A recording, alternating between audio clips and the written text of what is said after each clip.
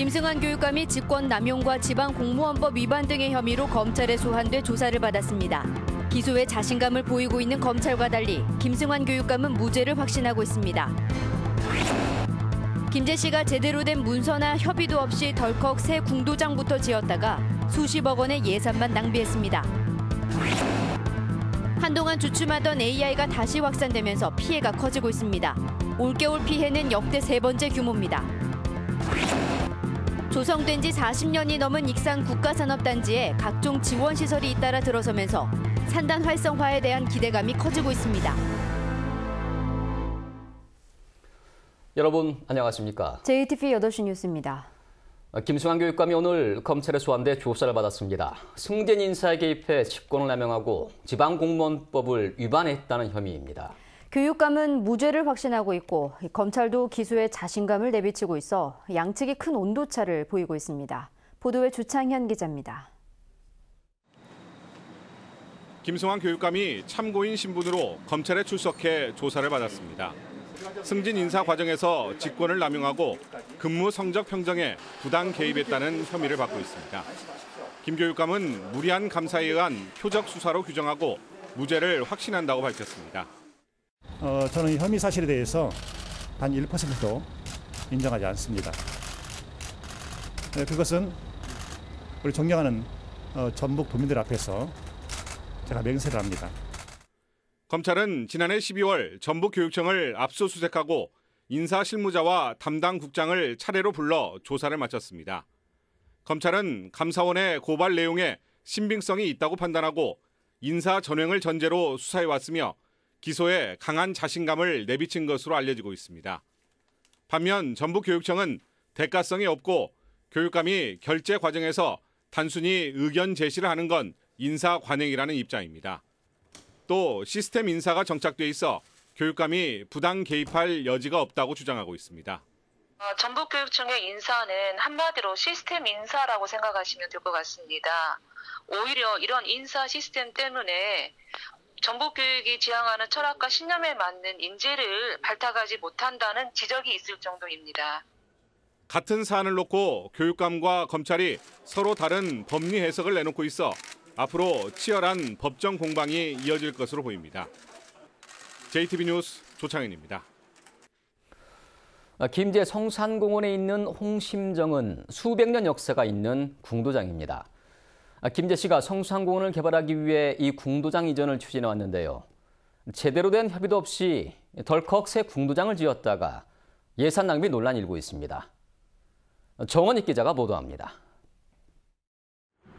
230여 년의 역사를 지닌 김제 성산공원의 홍심정입니다. 인근에서 한 차례 이전한 뒤 40년째 같은 자리를 지키고 있습니다. 김제 씨는 지난 2006년부터 성산 개발을 위해 홍심정 이전을 추진해왔습니다. 홍심정이 합당한 보상이 이루어지면 이전하겠다는 뜻을 보이자 김제 씨는 지난해 이곳 검산체육공원에 새 궁도장을 만들었습니다. 땅값을 포함해 30억 원이나 들어갔습니다. 하지만 문제가 생겼습니다. 김제 씨가 이전 보상비로 5억 원을 제시했지만 협상이 틀어진 겁니다. 7억까지 합의를 봤어요. 저희 회원들끼리. 7억을 보상을 해주면 이건 사유재산이기 때문에 이전을 해야 된다. 근데 이제 시에서는 그렇게는 안 된다. 결국 협의가 제대로 마무리되지도 않았는데 무턱대고 궁도장만 새로 지은 셈입니다. 김제 씨는 10여 년 전 구두상으로 이뤄진 합의를 근거로 공사를 진행했다고 해명했습니다. 지나간 일인데 어떻게 보면 명문화인데 서류상으로 합의가 안 됐더니 구두상으로 합의가 됐는데 10년 넘게 추진한 이전 작업이 제대로 협의조차 없이 이루어지면서 예산 낭비 논란이 일고 있습니다. JTB 뉴스 정원익입니다. 한동안 잠잠하던 AI가 서해안을 중심으로 다시 확산되면서 피해가 급증하고 있습니다. 올겨울 AI 피해 규모는 벌써 역대 3번째로 올라섰습니다. 송창용 기자의 보도입니다. 어제 AI가 발생한 고창의 살처분 작업은 모두 마무리됐습니다. 4개 농장에서 무려 20만 마리의 닭을 묻었습니다. 살처분 범위에서 벗어났다 해도 이동 제한 조치에 피해가 불가피합니다. 비상사태죠. 지금 이동 제한을 이렇게 시키니까 출하랄지 개분 문제랄지 그런 것 때문에 애로가 많죠. 고창에서의 살처분 작업이 마무리되면서 올겨울 전북에서 AI로 살처분한 닭과 오리 등은 129개 농가에 328만 7천 마리로 늘었습니다. 지금까지 발생했던 5번의 AI 사태 가운데 2008년 542만 마리, 2014년 겨울 339만 마리에 이은 역대 세 번째 규모입니다. 올겨울 AI 피해는 더 불어날 가능성이 높습니다. 최근 유행하고 있는 AI 바이러스가 증상이 늦게 나타나고 확산이 잘 되는 H5N8형이기 때문입니다. AI를 옮기는 철새가 아직 고창과 부안, 만경강 등지에 여전히 남아있는 것도 문제입니다. 잠복기가 14일로 이렇게 보면 다다음 주 15일까지는 주시해서 철저히 방역을 해야 될 것 같습니다. 전라북도는 오는 7일까지 모든 오리를 검사하고 닭에 대해선 출하하기 전에 모두 검사해 AI 감염 여부를 확인하고 확산을 막기로 했습니다. JTBC 뉴스 송창용입니다. 최근 고창과 익산, 군산에서 잇따라 AI가 발생함에 따라 AI로 닭을 살처분한 양계 농가의 입식 작업이 늦어질 것으로 보입니다. 전라북도는 AI가 다시 확산되면서 계열 농장을 운영하고 있는 하림과 동우 등 축산 기업에 이달 중순 이후에 입식할 것을 요청했고 축산 기업들도 긍정적으로 답했다고 밝혔습니다. 전북에서는 AI 방역대가 해제된 501개 농가 가운데 60%인 302개 농가가 닭과 오리 등을 입식했고 나머지 199개 농가는 입식을 유보하고 있습니다. 조성된 지 40년이 넘어 침체된 익산 국가산업단지에 지원시설이 잇따라 들어서고 있습니다.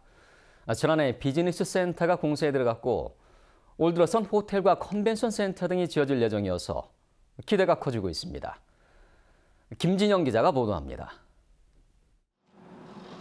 지난해 공사에 들어간 종합 비즈니스 센터입니다. 건물 골격 공사가 끝나고 외장 공사가 한창입니다.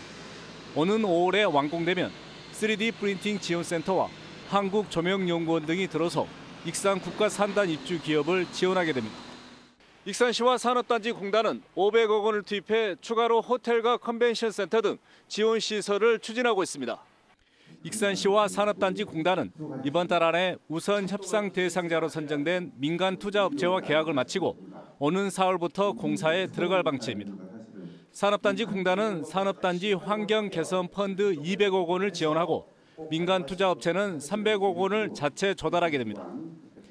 2018년에 공사를 마치면 부족한 숙박시설 문제가 해소되고 국제 규모의 회의도 가능해 산업단지 경쟁력 향상에 기여할 것으로 기대됩니다.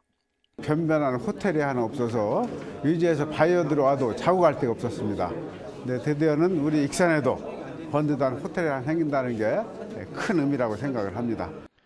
또 2030년까지 기숙사형 오피스텔과 스포츠 문화 시설 등도 계획돼 있어 익산 산업단지가 다시 활력을 차릴지 관심이 모아지고 있습니다.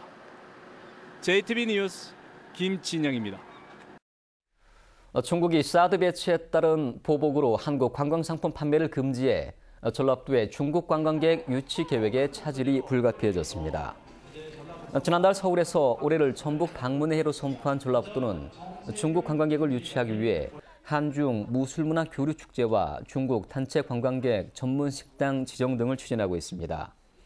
하지만 중국이 한국 관광상품 판매를 금지하면서 이런 계획이 차질을 빚고 전북을 찾는 외국 관광객의 70% 이상을 차지하는 중국 관광객이 크게 줄 것으로 우려되고 있습니다. 기금운용본부가 전주로 이전한 가운데 일부 의원들이 국민연금의 지배구조 개편을 논의해 논란이 일고 있습니다. 민주당 전해숙 의원과 자유한국당 김순례 의원은 오는 29일에 국민연금 지배구조 개편에 관한 전문가 초청 세미나를 준비하고 있습니다. 이날 세미나에서 기금운용본부의 공사화가 거론되면 기금운용본부를 다시 서울로 옮기자는 주장이 나올 수 있기 때문에 전북의 반발이 커질 것으로 보입니다.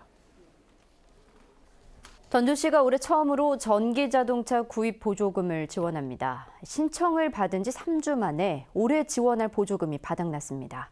보도에 권대성 기자입니다. 전주에 사는 고태수 씨는 이달 초 전기 자동차를 샀습니다. 친환경적이고 연료비가 적게 드는 점을 고려했습니다. 여기에 차값의 절반 가까운 보조금을 받을 수 있다는 점이 4천만 원이 넘는 전기차를 사게 된 큰 이유였습니다. 보조금이 없었다면 아마 선택은 아마 조금 생각을 많이 했을 거예요. 근데 정부 보조금, 지자체 보조금이 한 2천만 원 되고 있어서 선택을 좀 빨리 한 것 같습니다. 전주시는 올해 처음으로 시민들에게 전기차 구입 보조금을 지원했습니다. 보조금은 한 대당 2천만 원, 30대를 선착순으로 신청받았는데 3주 만에 모두 마감됐습니다. 그동안 전주시에 등록된 전기차는 모두 20대로 대부분 시청 등에서 쓰는 관용 차량입니다. 하지만 보조금 덕에 일반 시민들의 전기차 구입문이 크게 열리게 된 겁니다. 전주시는 2020년까지 전기차 300대의 구입 보조금을 연차적으로 지원할 계획입니다. 전기차 구입 지원에 맞춰 충전기도 확충합니다. 현재 전주시 내 공공장소에서 30분 안에 충전이 가능한 급속 충전기는 4곳에 불과합니다. 이 공영주차장 위주로 17곳에 급속 충전기를 설치할 수 있도록 환경부에 요청해 놓은 상태입니다. 전주시는 또한 새로 짓는 대형 건물과 아파트 단지에는 의무적으로 전기차 충전기를 설치하도록 하고 있습니다. JTB 뉴스 권대성입니다. 국회의원이 자신의 친인척을 보좌진으로 채용하는 게 금지됩니다. 국민의당 김광수 의원은 국회의원의 특권을 줄이기 위해 대표 발의한 친인척 채용 금지법이 오늘 본회의를 통과했다고 밝혔습니다. 해당 법안은 국회의원과 배우자의 경우 4촌 이내의 혈족과 인척을 보좌진으로 임용할 수 없도록 했습니다. 또 5촌 이상 8촌 이내의 혈족을 보좌진으로 채용할 때는 반드시 신고하고 이를 어기면 보좌진이 사퇴해야 합니다.